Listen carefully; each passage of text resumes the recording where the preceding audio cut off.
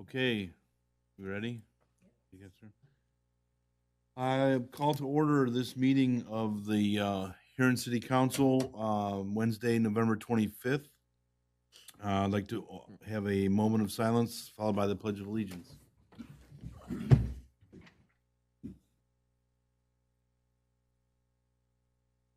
Pledge allegiance to the flag of the United States of America and to the republic for which it stands, one nation, under God, indivisible, liberty and justice for all.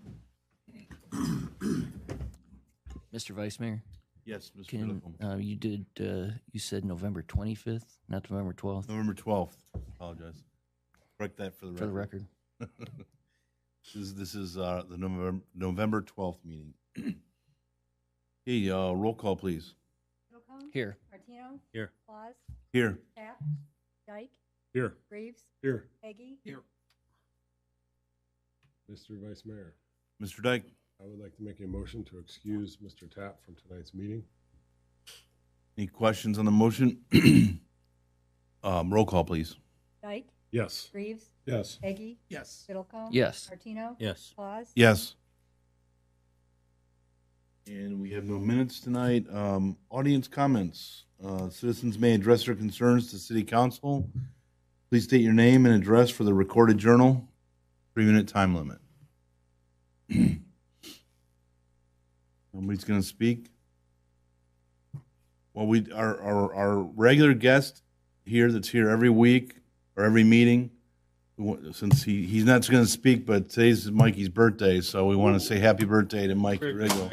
Yeah. It sounds like a proclamation. Yeah. And we appreciate you coming to all of our meetings. So appreciate all citizens when they come and attend and keep up on city business. So we start out with old business order number 2025-28, please. Vice Mayor, Mr. Artino. I move to place ordinance number 2025-28 on its third and final reading, please. Thank you. Final reading or roll call, please, for third reading. Martino? Yes. Claus? Yes. Dyke? Yes. Reeves? Yes. Eggy? Yes. Middlecombe? Yes. Mr. Waters. Thank you. Ordinance number 2025-28, an ordinance amending Chapter 557, Grass, Weeds, and Vegetation of the Huron Codified Ordinances. Thank you, Mr. Hamilton. Thank you, Mr. Vice Mayor. So as staff keeps going through our ordinances, tightening them up, trying to make them more efficient, with the increase in grass and weeds violations, they took a hard look at this legislation. This is the third and final reading. There's been no changes since the last reading. Basically what we're trying to do is increase the pain on these offences, and make it more streamlined for staff and make it easier to keep on top of these. So just in very general terms, what we did is we changed it. We used to have to certify each offence each time it was offended. So we're just going to notice them once now, and that once yearly notice will serve for the year. So as each further offence comes along, we can just move to rectify. We also added language. So what's happened before, we've sent the gardening companies out. They've got out there. The owner's been sent them away.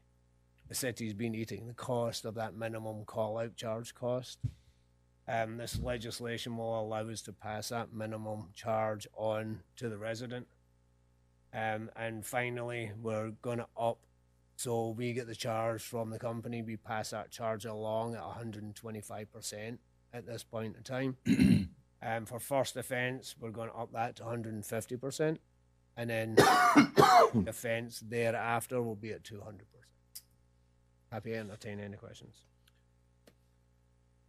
Thank you. A quick question, Mr. Hamilton. Could we probably, I'm assuming unless you're already planning on doing so, the letters, when the first letters go out, since that's going to be the only written notification, I'm assuming we'll explain that in the letter that this is gonna be your only written notification or something to that effect, so especially people who've been repeat offenders and are used to getting a letter every time, maybe we just explain it in the first letter so that someone doesn't say, hey, wait, you didn't send me a letter this time. Yeah, our notices reflect our ordinances, so it'll be clearly stated in the letters when it goes out. Thank you. Any other questions? Final adoption? Martino? Yes. Claus? Yes. Dyke?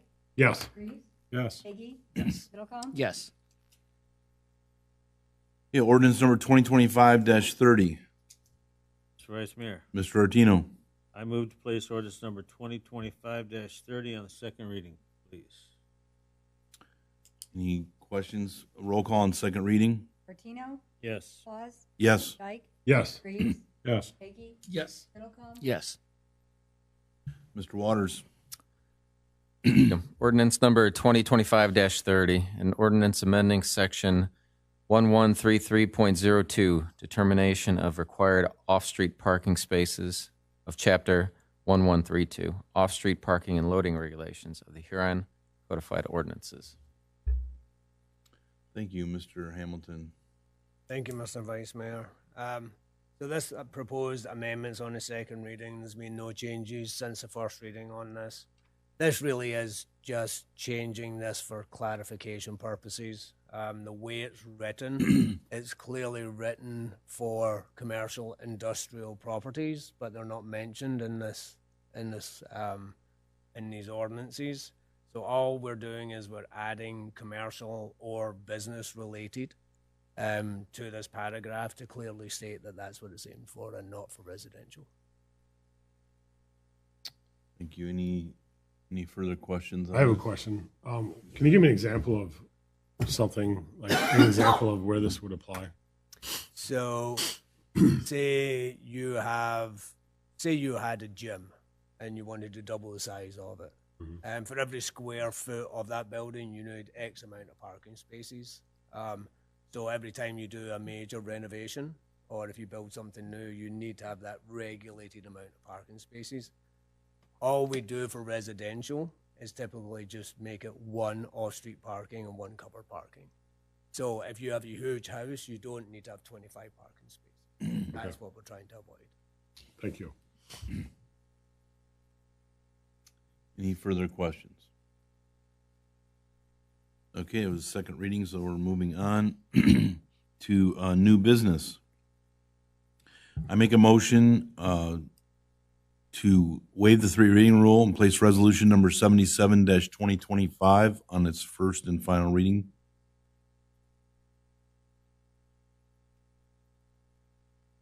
Oh, roll call, please. I'm sorry. Claus? Yes. Dyke? Yes. Reeves? Yes. Peggy? Yes. Middlecombe? Yes. Martino? Yes. Thank you, Mr. Waters. Thank you. Resolution number 77-2025, a resolution authorizing the city manager to make an annual premium payment to the Bureau of Workers' Compensation for the policy period January 1st, 2026 through January 1st, 2027, in an amount not to exceed $75,790.00. Thank you. Mr. Phillips. Thank you, Mr. Vice Mayor. This goes for next year's policy. Although it does look like a 44% increase, the way that they bill is late in the fall, in the spring they true up.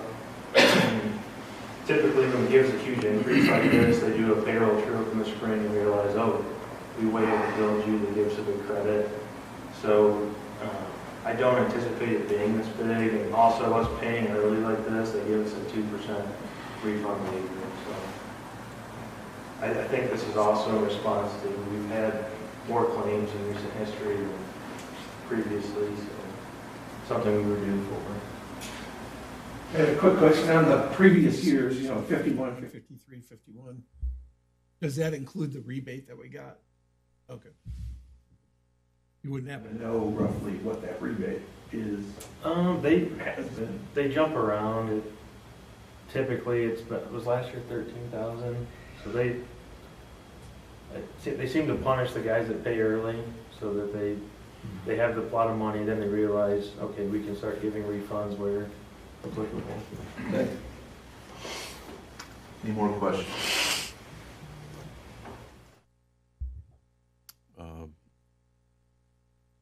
Final adoption. Roll call. Yes. Ike? Yes. Reeves? Yes. Peggy? Yes. Fiddlecombe? Yes. Martino? Yes. Okay, resolution number 78-2025. Mr. Mayor, Mr. Heggie. I move that the three reading rule is waived and resolution number 78-2025 be placed on its first reading. Thank you. Any questions on the three reading? Roll call. Peggy? Yes. Fiddlecombe? Yes. Martino? Yes. Claus? Yes. Dyke? Yes. Reeves? Yes. Mr. Waters. Thank you, Mr. Vice Mayor. Resolution number 78-2025, a resolution authorizing the city manager's execution of the proposal and payment of the annual premium to the public entities Pool of Ohio for the policy period December 1st, 2025 through November 30th, 2026, in an amount not to exceed $140,344.00.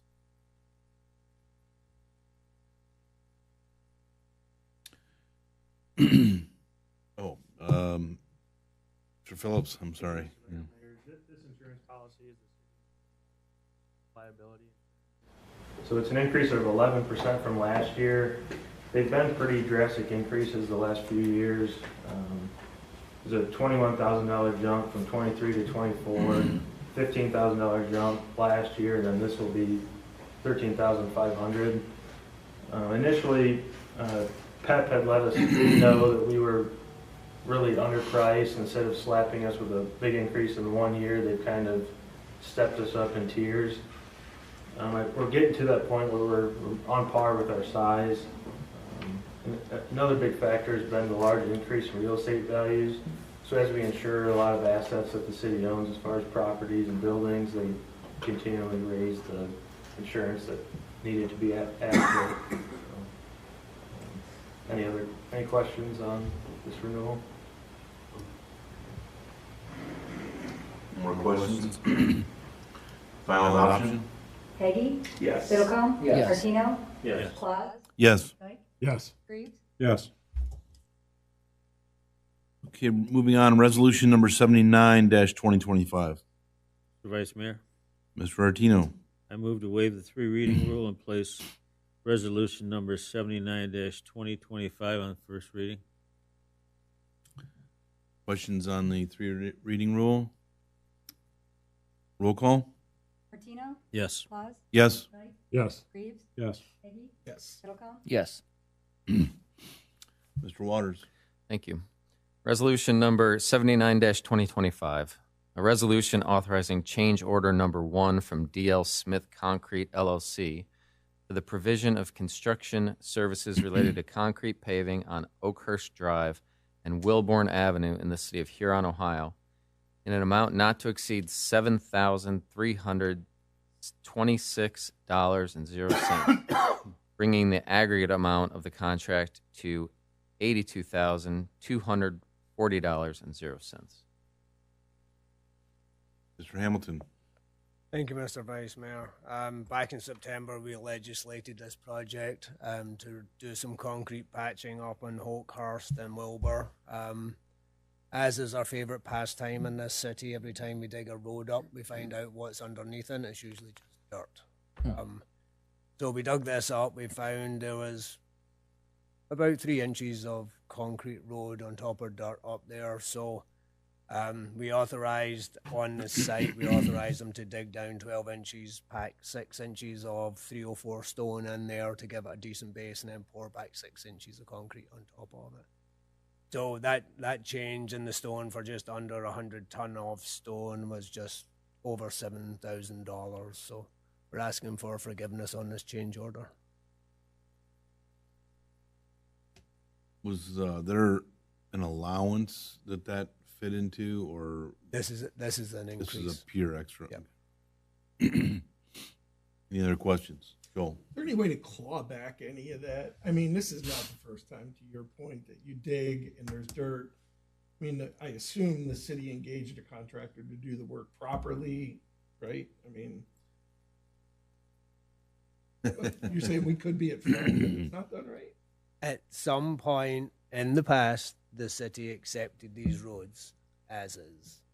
So there's a way to inspect for that after complete, oh, okay, all right, never mind, sorry. So should we have? Yes, we should have. Did we? I doubt we did. Yeah, I think that we ran the same thing over in, like, even in Wexford and the newer neighborhoods, the developer put in the roads and then we accepted them without apparently the right kind of inspection, and we got stuck with them. I want to make sure we're doing the right kind of inspection now for any new concrete. Oh, we are. right? Okay. Oh, we are. Yeah, we've seen the fees that the inspectors charge, right? Yeah. We pay for that. Thank you. We still have to final adoption for this resolution. Martino? Yes. Paz? Yes. Dyke? Yes. Reeves? Yes. Peggy? Yes. Middlecom? Yes. Resolution number 80-2025. Mr. Vice Mayor, Mr. Greaves. make a motion waiving the three reading rule, placing resolution number 80-2025 on its first reading. Any questions on the three reading rule? Roll call. Reeves? Yes. Peggy? Yes. Middlecom? Yes. Martino? Yes. Dyke? Yes. Paz? Yes. Mr. Waters. Thank you. Resolution number 80-2025, a resolution authorizing the city manager to enter into a revocable license for non-federal use of federal real property with the United States Coast Guard for use of a submarine electrical cable and electrical switchgear to power the Huron Harbor Lighthouse floodlights through March 30th, 2029. Mr. Hamilton. Oh, Mr. Steinwert, guest appearance today. Mayor, Council. So this resolution with the U.S. Coast Guard is to use their submerged marine electrical cable that runs from the lighthouse to the southern portion of the Showboat property in the city right away. This is a 5-year lease that runs to March 31st, 2029. So as you know, the Coast Guard owns the lighthouse, and they don't have a use for the submerged cable anymore. So they use solar on the top of their lighthouse, and not a need for them. So there is a need, obviously, for the city. In 2019, I think it was December of 2019, the city installed the LED floodlights to uplight in May of 2020. We entered into a 5-year agreement. It's expired. Use their submerged marine electrical. Thank you, Doug. Are they done with construction on the pier that might risk still damaging this? So they are done with the sheet pile work. They started to pour the backfill that sheet pile with concrete today, and probably have about. So yes, they're done with that at risk. Once we sign this, I plan on reaching out to them, to contractors tomorrow. Turn it back. Okay. They have locks on it. We have locks on it. Oh, okay. Talk to the court.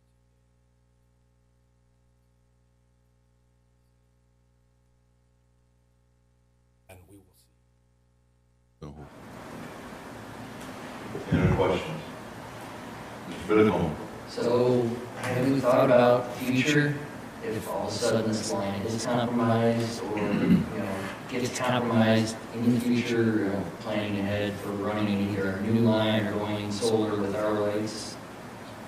So I would think we would be looking at solar. I think the cost to put in and run a new line, I think we'll look at that cost. But when the Coast Guard, they put a line, they updated the line. The original line was put in 1968 to 1969 as they were preparing for the CDF and the spoil site.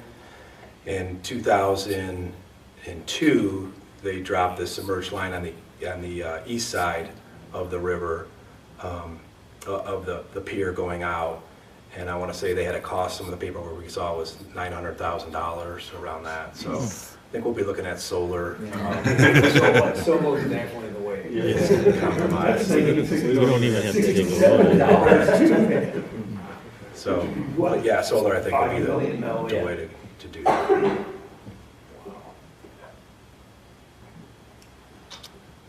Would that not be an issue channel anymore, will that ever go away with the Coast Guard using the lighthouse, or is it always gonna be? So they've brought up in the past, I mean, I think everything's on the table. I don't think the lighthouses are gonna go away. They need it as a navigational channel, so that I think they're committed to that property. The Army Corps owns the base of it, the stone part of it, and then the Coast Guard owns everything up. But I don't believe that they have any plans on removing that. We are still considered a deep water port, right? Yes, they're going through their 10-year plan. Once everything 10 years, they go through that, and based on tonnage coming in, and so the next assessment they do, and I'm not sure how much tonnage we have coming in right now. We need to get a freighter to pull in and pull back out. Drop some off. Mr. Hamilton? I would just add to that, when we were going through the CDF project and we were talking about dredging the river, the Army Corps were already leaning towards changing it to recreational, which I believe they will still dredge, but they'll just dredge to a lot shallower depth because we don't have any shipping at any point. So it's kind of a holding game. We don't have a whole lot of say in it. Okay. How far up will they dredge the river? They probably go right to the. They've done it different in the past. The turning basin, which I would say slip 2, which the old ore dock in that area right in there. The federal channel used to go up to the bridge, and they used to come up in front of the boat basin and dredge in there, and they haven't done that. Even with the boat ramp there, they won't go up any further? I don't believe so. As city manager was talking about, there are dollars out there for, it's called a small harbor coalition. It's what Vermilion uses. And it's different allocated dollars for different ports every year. So that's what we would probably, if we ended up going recreational, we'd be looking at the small harbor coalition to try to obtain some of those dollars to help out. Any more questions? Final adoption. Graves, Yes. Peggy, Yes. Yes. Dyke, Yes. Okay, we have a motion. Mr. Mayor, Mr. Haggy. I move to set a public hearing for the proposed fiscal year 2026 municipal budget for Tuesday, December 23rd, 2025 at 6:30 in council chambers, immediately preceding the regular council meeting. Any questions on the motion? Roll call? Peggy, Yes. Middlecom, Yes. Martino, Yes. Claus, Yes. Dyke, Yes. Graves, Yes. Excuse me. Okay, that ends our business for this evening. We'll move on to city manager's discussion. Thank you, Mr. Vice Mayor. ConAgra, the developer, requested the first of 2 available 60-day extensions for their due diligence period. This will automatically extend their due diligence period to the beginning of January 2026. If they decide to activate the second one, that will obviously take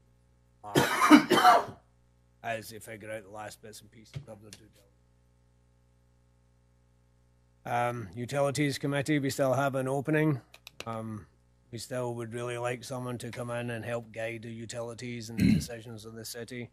This is a really important committee, so if we can find someone for this committee, I'd appreciate it. Reach out to Terry Weltner, 419-433-5000, extension 1102. Eastside Sidewalk Project, all the ODOT changes that were requested by ODOT have been completed in the concrete work. It's all been poured, the new ADA pads put in. We're just waiting on the striping contractor to come in and finish off the striping, and that project should be complete. Route Route 13 crosswalks. Project is 99% complete. ODOT had us move where the ADA buttons are, and we had to order new posts, and these metal posts apparently are very specialized and not due in for 8 to 12 weeks. So Wow. it's all functional apart from the ADA buttons. As soon as they are here and installed, then that project will be complete, We order an extra one. just in case.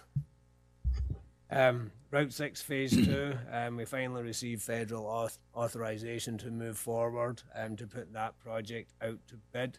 So we'll start working on pulling together those bid documents, getting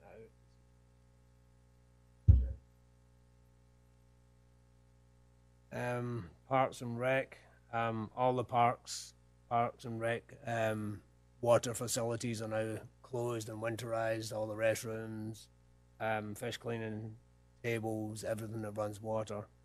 There will still be portable comfort stations. I love what you call them. At the Huron Pier and the boat ramp.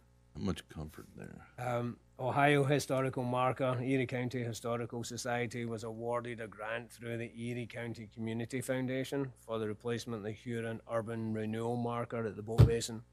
This marker has structural cracks and cannot be repaired anymore. So I'm working with the Erie County Historical Society on replacement options. The next step will be working with the Historic Marker Division of Ohio Historical Connection about the marker's replacement. The goal is to have this completed by the end of July next year. Who said the government wasn't efficient? All those people you got to talk to. Safety Services, Fire Chief, that position has been posted online. We're actively receiving resumes that are being forwarded on to the Selection Advisory Committee. No Shave November and December. You'll see our police officers walking about like grizzly bears. They pay $20 a month to not have to shave for the months of November and December, which goes to the local charity. What charity is it?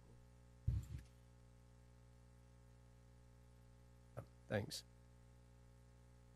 Sergeant Ryan Besh graduated from Supervisor Training and Education Program after 3 weeks of intensive supervisory training by highly qualified and credentialed instruction. So congratulations there, Sergeant Besh.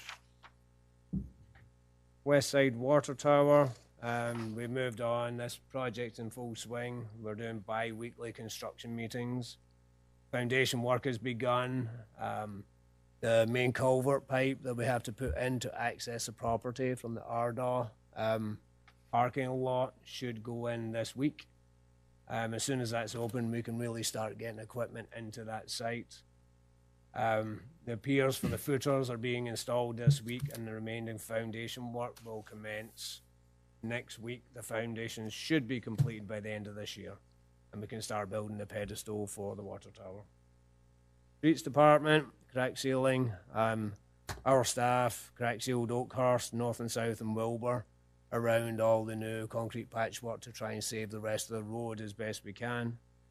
Maintenance systems are working along Cleveland Road West from Main Street to Rye Beach. Then they'll turn around and come back the other way. Then they'll move on to portions of Mudbrook and then on to Bogart Road from there. Leaf pickup. Streets Department are currently on the third trip around the city. Please be patient. The leaves are coming down thick and fast and quickly. So we're picking them up as quick as we can without breaking our precious truck. HPP, the third transformer was finally delivered last Friday. It came in on a flatbed, craned off, set on its concrete foundation. So it will sit there while we do the rest of the wiring work, and hopefully we will fire that thing up in March of next year and bring it online. Projects out to bid. We still have the Huron Public Power, the installation portion of the third transformer and the switchgear out to bid. We issued an addendum today, which will extend the bid due date to 11/24, and most of the vendors wanted more time for pricing. And also some clarifications from the pre-bid and on-site meetings. And then finally, meetings for the month. We have a finance budget meeting Monday, November 17th, 5 o'clock in the council chambers. Planning Commission meeting Wednesday, November 19th at 5 o'clock in the council chambers. A council work session Tuesday, November 25th at 6:30 in the council chambers. And city council meeting on Tuesday, November 25th at 6:30 in the council chambers. That work session should be 5:30. And with that said, I'll happy to entertain any questions. Any questions for city manager? Mr. Biddlecombe? Yeah, I just wanted to relay that I believe we all received the email, but I received an email about the crosswalk over at Mill Street and Main Street. A lot of children use that. A lot of adults use that to access the coffee shop there. I guess it's kind of an issue with the amount of traffic and people crossing. And the person who reached out, I think, was wanting us to look at maybe doing the flashing beacons like we've done at some of the other crossings. So, yeah, I'd like to suggest that we push that off to the safety committee. When we have the new council take their seats here in December, maybe they can get together and look at that. Very good. Mr. Dyke? I'm all for safety. Your predecessor, Mr. Lasco, I mentioned something about Huron Street behind there, and nothing was ever happened. So I think we should also take a look at that. Yep. Thank you.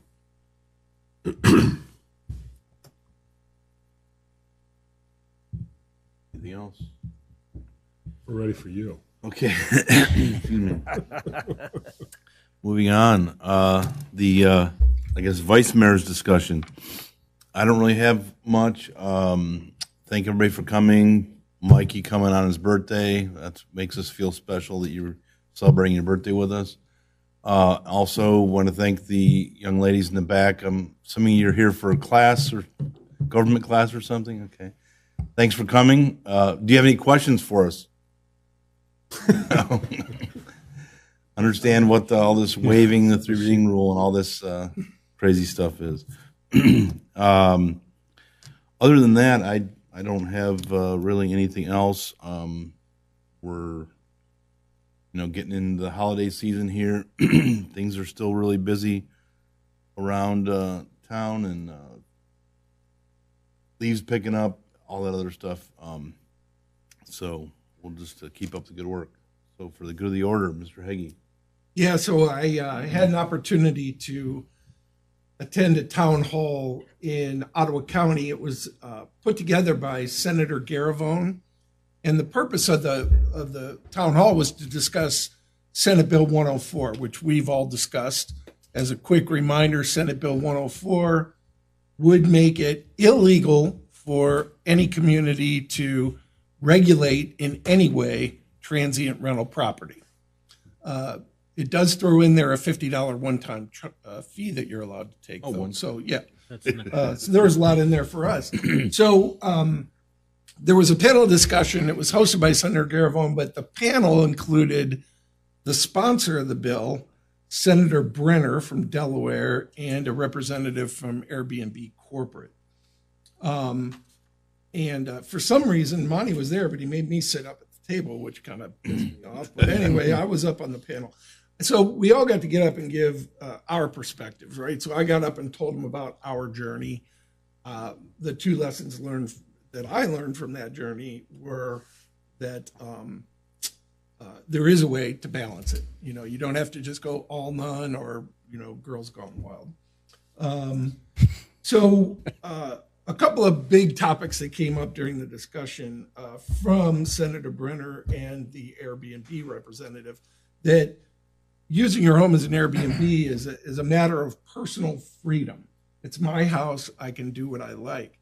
I asked both of them in front of the crowd, well, I wanted to open a Subway in my house, but they wouldn't let me. Does that mean my personal rights are being infringed? They didn't answer me, so I'm not sure.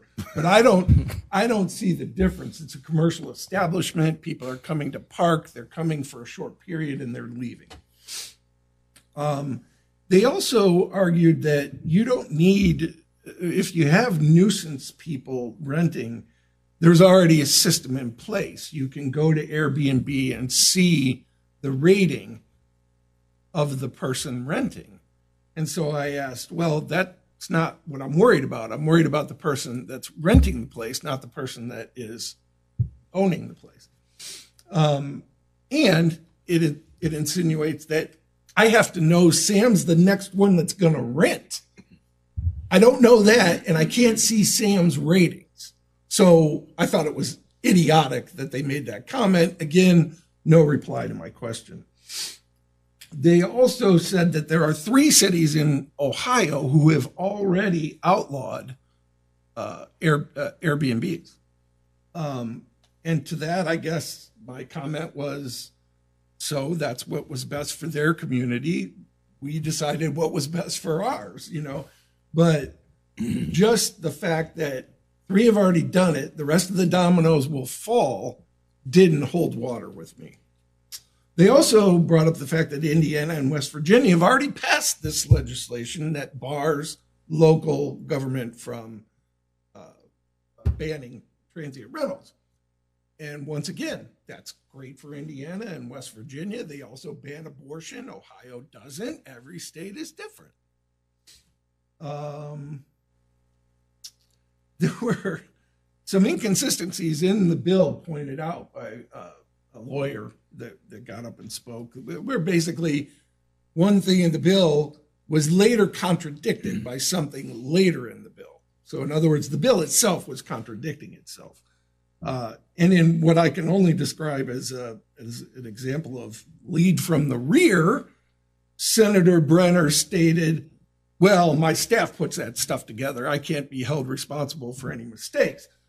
Which at first I thought, man, that's terrible leadership. Then I thought, I'm going to use that one next time I get something. I'm going to blame it on Stu.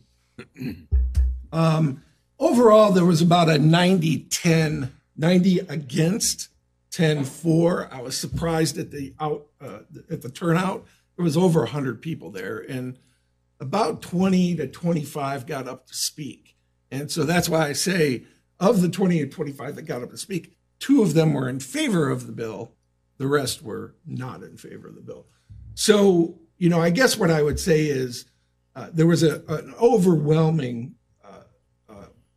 attitude against the bill in the room. However, it's Ottawa and Erie County. You probably won't get that same pushback in Meigs County or whatever county Ironton is in, right? We are very unique. So I think there's still a large risk that this bill passes and that then we, in towns like ours, again, probably don't have the same issue in Attica, but in towns like ours, we will be faced with explaining to the citizens why you can have an Airbnb anywhere you want it, and you can have as many as you want. Now, we do still get to take $50 per, that's one time, that's not annual, that's one time, which should cover all the costs, I think, right, Stu? If I remember. So I would tell you that we're still at risk of this bill passing. I will also tell you that Senator Garavone gave me her commitment that she is firmly against this, which is great news. That was the reason we invited her here, to find that out. And we also know that Swearingen is as well. But I think there's a lot more work to do to defeat this bill. I really do. Joel, did the topic of like safety, life safety and that kind of stuff, because, you know, that was a big part of why we regulate is in order to inspect that. I just didn't know if anybody else kind of brought that up. No, nobody else brought it. And I should have. I thought about it later that we did encounter that health and welfare aspect of this. And I didn't bring it up, and nobody else brought it up. Yeah, because I mean, if they're just going to allow it with no restrictions at all, then no one's going to be even looking out for that aspect of it. At least from what I understand of the bill at this point. That's what they're aiming for. Is that there is no interference from local government with regard to Airbnb, and that it is that to do so is to take away the personal freedoms of a homeowner. which I still don't understand. I wanted to put a Hooters in Chaska, and the city said I wasn't allowed. And now I feel like my personal freedoms have been violated. Maybe Senator Brenner will get back to me on that one. Who knows? So it was interesting. Thanks for the update. That's it. Are you done for the good of the order? I am done with the good of the order. Mr. Greaves, you're second to the last good of the order. I can't follow that. Mr. Dyke, Happy birthday, Mikey. That's it. Mr. Artino, Happy birthday, Mike. Thank you. Mr. Biddlecombe. All right. Well, you know, Veterans Day was yesterday, so I'd like to thank all of our veterans and thank them for their service. Thank you, staff, for all your hard work. There was a school board meeting on Monday. The takeaways from that, they did discussions on their facility preventative maintenance plans and what they've been doing so far this year. They're a third of the way through their fiscal year. And based on the changes the county made to their homestead collections for next year, they're standing to lose about $400,000 in funding. There's also some discussions on the levy prospect that last summer was pushed from the November election to the May 2026 election. At that time, they said more time was needed to prepare and educate everyone. But now it looks like they're going to push it to November 2026 election instead of in May, to again allow for more time to prepare and educate the voters. It was noted, though, that also by waiting, the cost to taxpayers will continue to rise. I'd like to congratulate the girls cross country team who took second place in the Division III state meet, as well as Sage Edgerly Bork, who also placed fifth overall for the boys at the state meet. Get out and sign up for the Winterfest parade that's going to be coming up on December 6th. They're looking for floats for that. And please come out and support our local events, programs, and student athletes, and go Tigers. Thank you. We have no executive sessions today, so looking for a motion to adjourn. Mr. Vice Mayor, Mr. Biddlecombe, I move that we adjourn tonight's meeting. roll call. Middlecombe. Yes. Martino. Yes. Paz. Yes. Dyke. Yes. Reeves. Yes. Peggy. Yes. Thank you.